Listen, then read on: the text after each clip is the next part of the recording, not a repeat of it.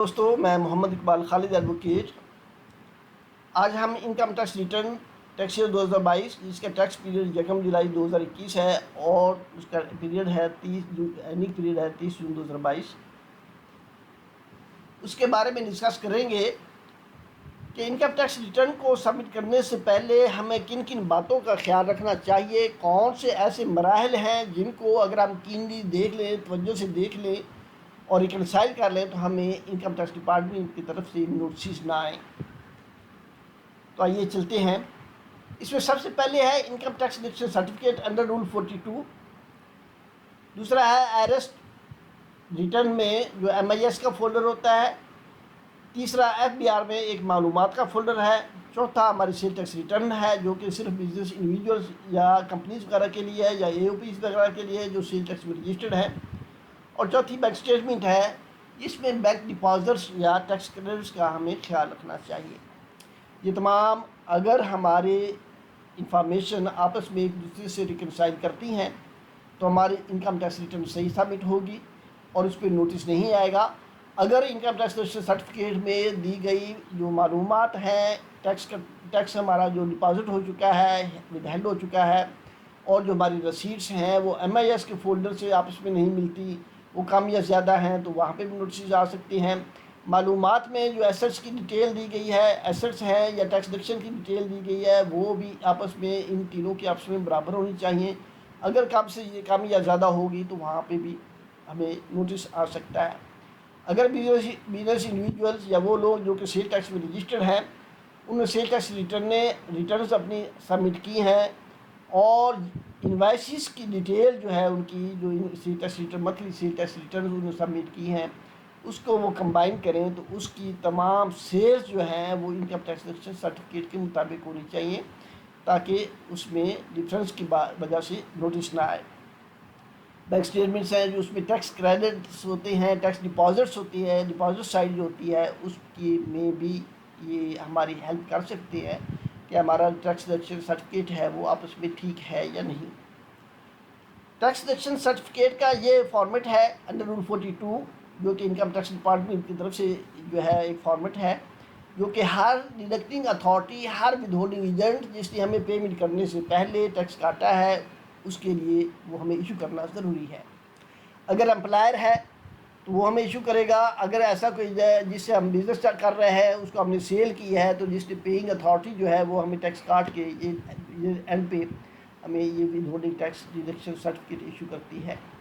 اس میں یہ سب سے پہلے یہاں پہ ہمارا ٹیکس جو کٹا ہے اس کی انفارمیشن ہوتی ہے، پھر ہمارا نام ہوتا ہے، پھر CNIC نمبر ہوتا ہے، پھر یہ پیریڈ ہوتا ہے جو کہ 1 جولائی 2021 سے لے کے 30 جون 2022 اس سال کا ہوگا. اسی طرح سے ہر سال کا یہ ہوتا ہے.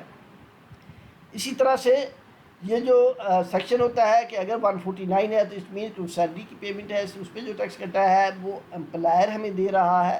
اس طرح یہ سیکشن اگر 153 ہوگا تو وہ ہمارا 153 1B ہو سکتا ہے، 1A ہو سکتا ہے، 1C ہو سکتا ہے.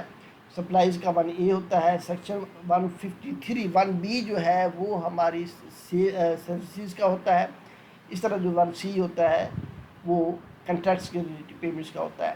اس طرح کوئی بھی کسی بھی سیکشن کی پیمنٹ ہوگی تو یہاں پہ سیکشن آ جائے گا. یہ ٹوٹل رسیٹس ہیں جو اس نے ہمیں دی ہیں یا یہ ٹوٹل انوائسز ہیں یا یہ ٹوٹل ویلیو ہے جو سیلری کی جو کہ ہمیں پورے سال میں دی گئی ہے اور اس پہ اتنا ٹیکس کاٹ چکا ہے. نیچے یہ ڈیڈکٹنگ اتھارٹی کا نام ہوتا ہے اور اس کمپنی کا یہاں پہ نام ہوتا ہے، یہاں پہ اس کی اسٹیمپ بھی ہوتی ہے. تو یہ withholding tax deduction certificate ہوتا ہے.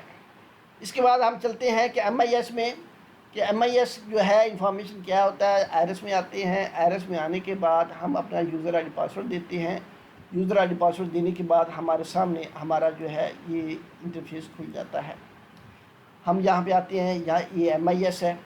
MIS کو جب ہم کلک کرتے ہیں تو ہمارے سامنے یہ پیمنٹ کا فولڈر آ جاتا ہے، پیمنٹس کی ڈیٹیل آ جاتی ہے.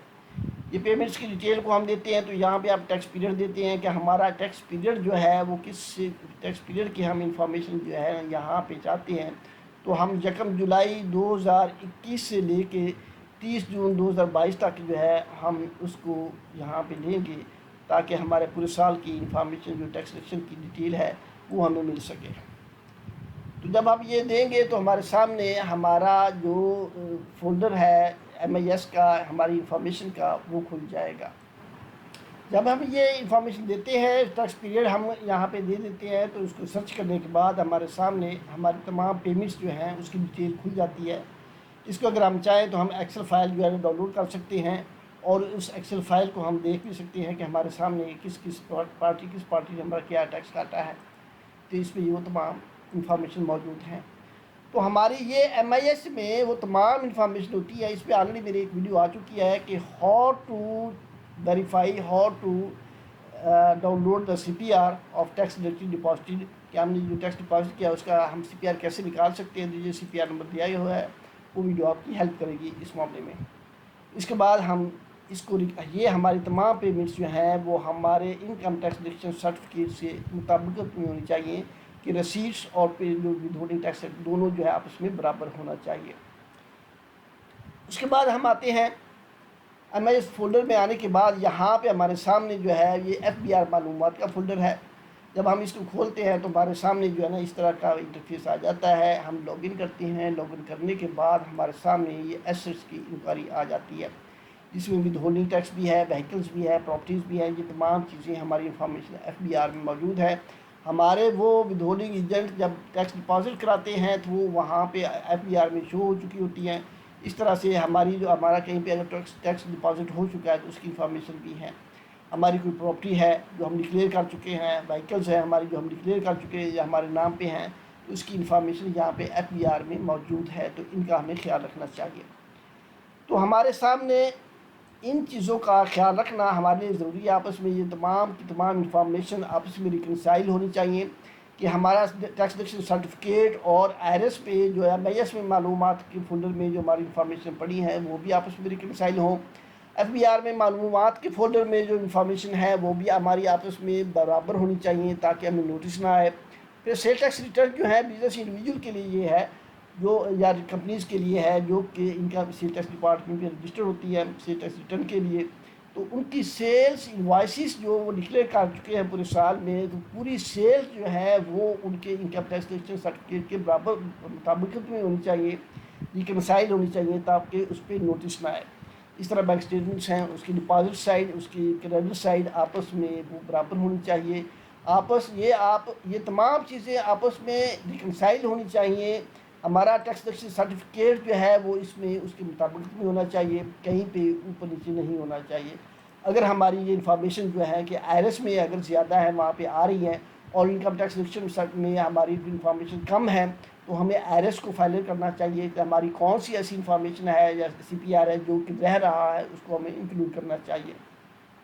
اس طرح جو معلومات کا فولڈر ہے وہاں پہ جو ہماری انفارمیشن ہے وہ تمام کی تمام پراپر ڈکلیئر ہو جانی چاہیے اپنی ریٹرن میں، اپنی سیل ٹیکس ریٹرن وغیرہ میں، اپنی انکم ٹیکس ریٹرن میں۔ تو ان تمام باتوں کا آپس میں خیال رکھنا ہمارے لیے ضروری ہے اور ان تمام چیزوں کو ذہن میں رکھنا ضروری ہے تاکہ ہمارے لیے کسی قسم کی ریکنسیلیشن کا پرابلم نہ ہو، کوئی چیز آپس میں ڈیفر نہ کرے تاکہ ہمیں FBR کی طرف سے کوئی نوٹس نہ آئے۔ یہ تمام چیزوں کی آپ کی ہیلپ کرنی چاہیے، ہیلپ کریں گی، اور ان تمام چیزوں کا خیال رکھنا آپ کے لیے ضروری ہے نوٹس سے بچنے کے لیے۔ امید ہے کہ میری ویڈیو آپ کو پسند آئے گی، اور اگر کوئی آپ کی کیوری ہو تو مجھے کمنٹ باکس میں ڈالیے گا، میں اس کا جواب دینے کی کوشش کروں گا۔ اللہ تعالی ہم سب کا حامی ناصر۔